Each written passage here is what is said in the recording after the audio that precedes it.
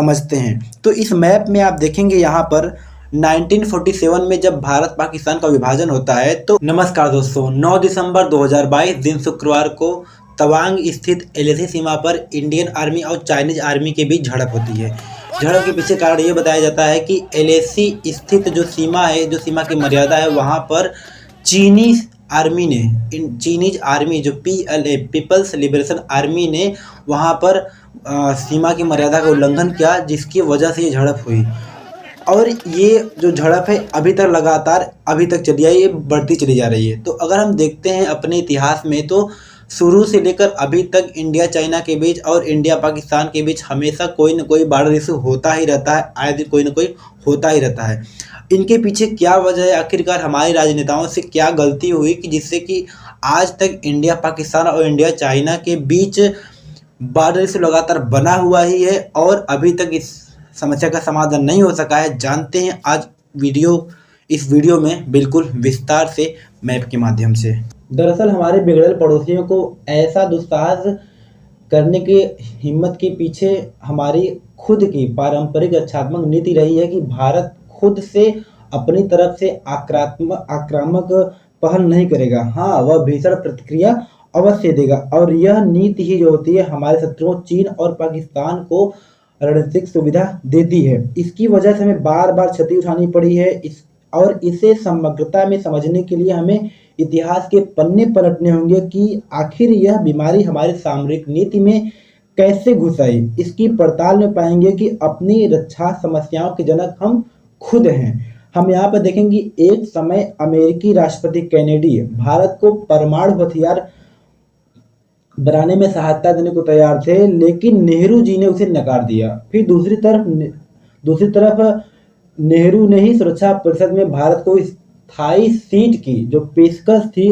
उसको नेहरू जी ने चीन की झोली में डाल दिया। तो इस प्रकार से देखा जाए कि नेहरू जी की वजह से ही परमाणु हथियार बनाने में जो सहायता दी गई उसे भी इन्होंने नकारा और फिर जो सुरक्षा परिषद में स्थायी सीट थी उसे भी इन्होंने नकार दिया और चाइना को दे दिया। और अब हम बात करते हैं कि किस प्रकार से इंडिया पाकिस्तान के बीच बॉर्डर इशू था। हम जानते हैं, सबसे पहले इसे मैप के माध्यम से समझते हैं। तो इस मैप में आप देखेंगे यहाँ पर 1947 में जब भारत पाकिस्तान का विभाजन होता है, तो उसके बाद JNK जो होता है वो स्वतंत्र देश होने की बात करता है। लेकिन जब पाकिस्तानी कबीलाई JNK पर आक्रमण करने लगते हैं, तो JNK के राजा हरि सिंह जो थे उन्होंने भारत में मिलने के लिए मेमोरेंडम साइन किया और तब जाकर ये भारत में मिले। लेकिन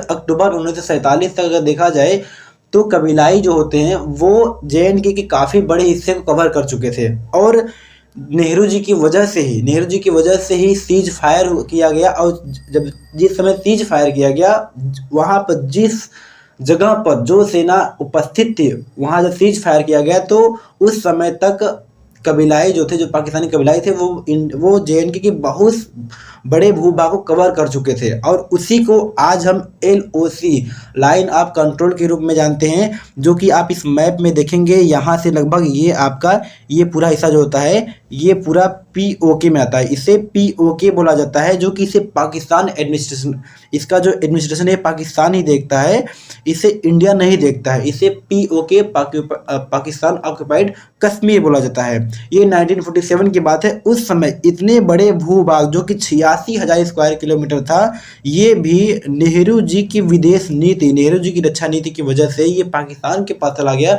और अभी तक ये बॉर्डर इशू बना हुआ है, ये अभी तक इसका समाधान नहीं हुआ। उसके बाद देखिए कि 1962 में क्या होता है कि हिंदी चीनी भाई नेहरू जी की बहुत बड़ी एक आस्था थी चीनी और इंडियन के बीच की हिंदी चीनी भाई। लेकिन जब 1962 में जब चाइना यहाँ पर आक्रमण करता है, ये जो पूरा हिस्सा देखें, यहाँ जब आक्रमण करता है तब इनको मालूम होता है कि वास्तविकता में आखिरकार हम हिंदी चीनी भाई हैं कि नहीं। और यहाँ पर अक्साई चाइना भी जो होता है, ये पूरा इतना जो होता है चाइना के कंट्रोल में चला जाता है। उसके बाद फिर हमने देखता है 1965 में फिर से POK ही, जो ये POK है, ये फिर आक्रमण करता है इंडिया के ऊपर। और उस समय हालांकि बहुत कुछ सीमा में परिवर्तन नहीं होता है, लेकिन उस समय भी 1947 हमने देखा फिर 1962 में देखा, फिर 1965 में देखा। तो हमने देखा कि लगातार हमने बॉर्डर इशू को हमने नज़रअंदाज ही किया, बॉर्डर को हमने सिक्योर नहीं किया। नेहरू जी की ये बहुत बड़ी एक गलत नीति थी उस समय की, कोई ऐसा काम किया ही नहीं गया, और उसी का परिणाम है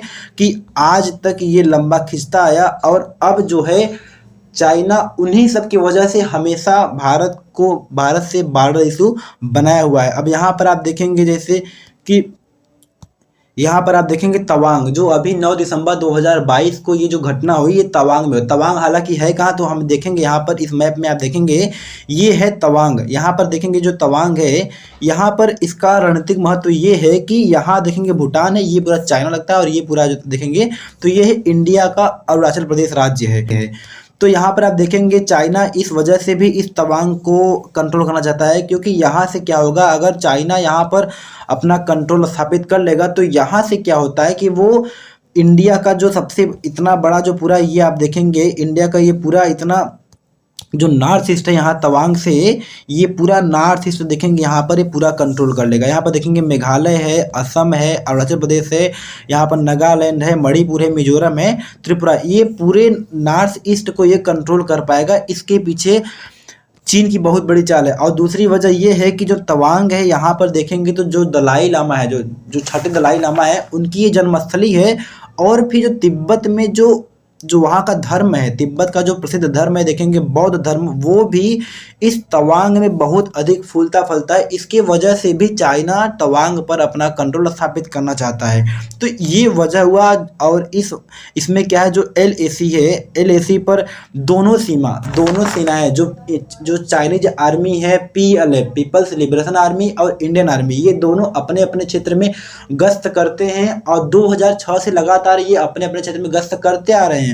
लेकिन 9 दिसंबर 2022 को ऐसी घटना ही होती है कि Chinese army PLA people's liberation army, जो कि LAC सीमा की मर्यादा को लांघने की कोशिश करते हैं, और उसी में दोनों सेनाओं में झड़प होती है, और जो कि अभी तक खींची चली आ रही है। तो इस प्रकार से अगर आप देखेंगे तो इंडिया के साथ बॉर्डर इशू हमेशा बना हुआ है, और ये दोनों जो बॉर्डर इशू है मैक्सिमम चाइना के साथ और पाकिस्तान के साथ ही चलता आ रहा है।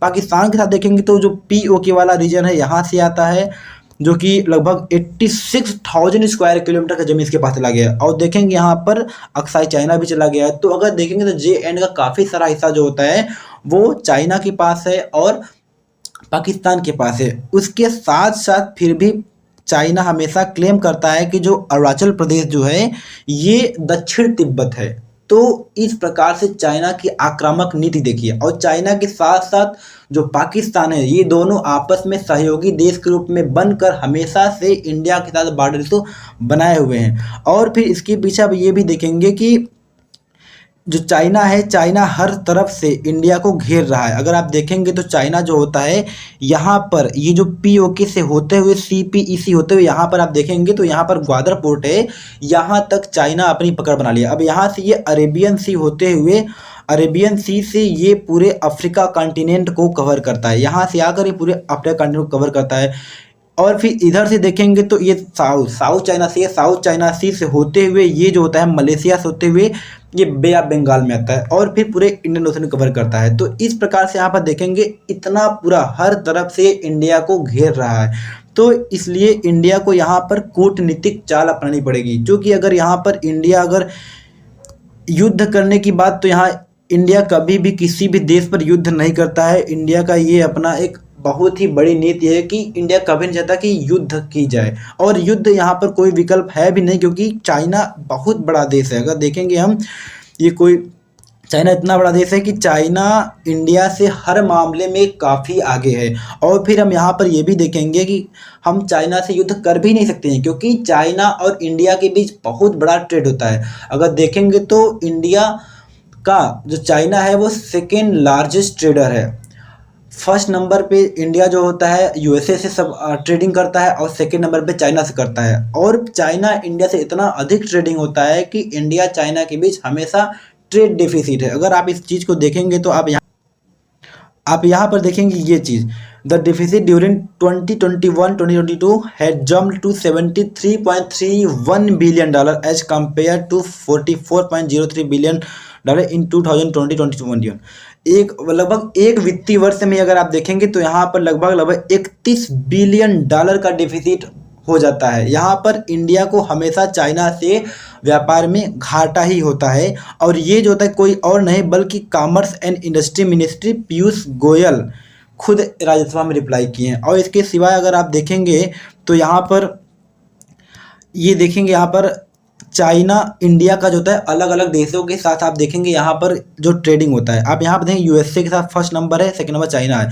यूएसए के साथ देखेंगे तो ये सरप्लस में है, यूएसए के साथ जो होता है ये हमेशा प्लस में है। लेकिन अगर आप चाइना से देखेंगे तो चाइना से ये ट्रेड डेफिसिट है -72.91 देख सकते हैं। यहाँ पर जो चाइना है, चाइना इंडिया को अधिक एक्सपोर्ट करता है बल्कि इंडिया से इंपोर्ट कम करता है। वहीं इंडिया जो होता है चाइना को एक्सपोर्ट कम करता है, इंपोर्ट ज़्यादा करता है। तो इसलिए अगर देखा जाए तो यहाँ पर युद्ध जैसी स्थिति हो ही नहीं सकती, क्योंकि अगर हम युद्ध पहली बात तो हम दूर दूर तक कहीं तक नहीं है, उसके बाद हमारा पूरा जो इकोनॉमी है जो होती है, चूँकि हम इंपोर्ट ज़्यादा करते हैं। हम जो देखेंगे तो अगर रॉ मटेरियल में देखेंगे तो स्टील हो, चाहे आप जो देखेंगे आप इलेक्ट्रॉनिक सामान हो, जो भी चीज़ें हैं जो रॉ मटेरियल हो, सब के सब चाइना से ही आते हैं।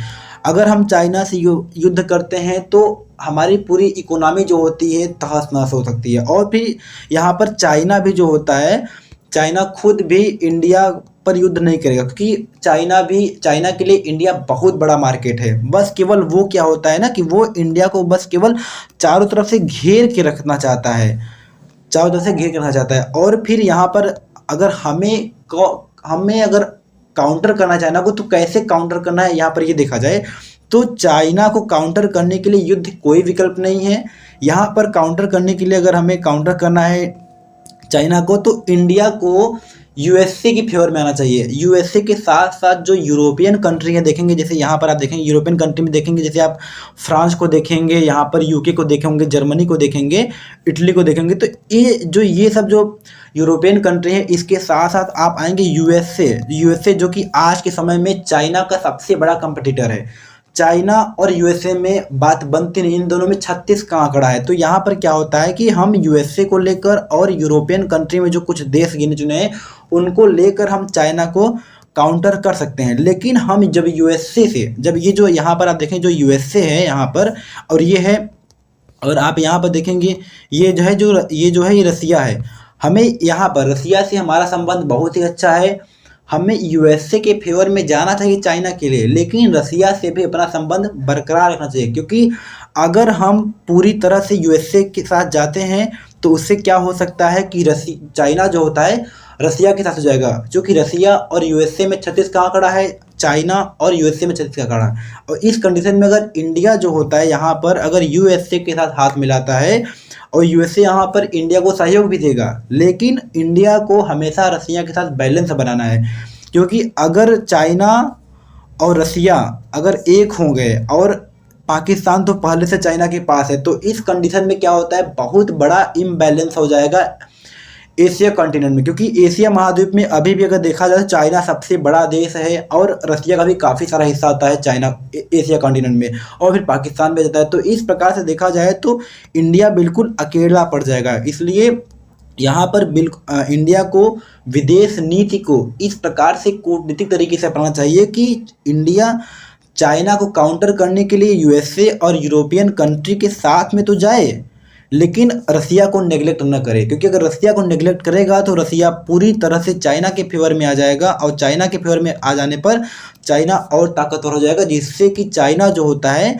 चाइना इंडिया के ऊपर और सख्त नीति अपनाएगा। और इसके पीछे अगर कोई बात देखी जाए तो इंडिया को यहाँ पर और कूटनीतिक रास्ता अपनाना चाहिए, जिससे कि यहाँ पर हम देखेंगे इंडिया को G7 में बात उठानी चाहिए, और G20 कंट्रीज में, चूँकि अभी देखेंगे तो इंडिया को G20 की अध्यक्षता मिली है, तो G20 की अध्यक्षता के समय इंडिया को इस बात को बहुत ही अच्छे तरीके से उठाना चाहिए कि किस प्रकार से कोई देश किसी दूसरे संप्रभु देश पर अतिक्रमण करते हैं या फिर आक्रामक रूप अपनाए, तो ये कहीं भी किसी प्रकार से बर्दाश्त नहीं किया जाएगा।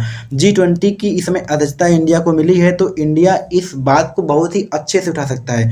इसके सिवा जो G7 हम देखेंगे यहाँ पर जो G7 कंट्रीज है, G7 कंट्री में Germany, UK, France, Canada, Japan, Italy, US, जो ये देश हैं, इनसे भी क्या होता है कि हम यहाँ पर भी कूटनीतिक रास्ता अपनाकर हम चाइना को काउंटर कर सकते हैं।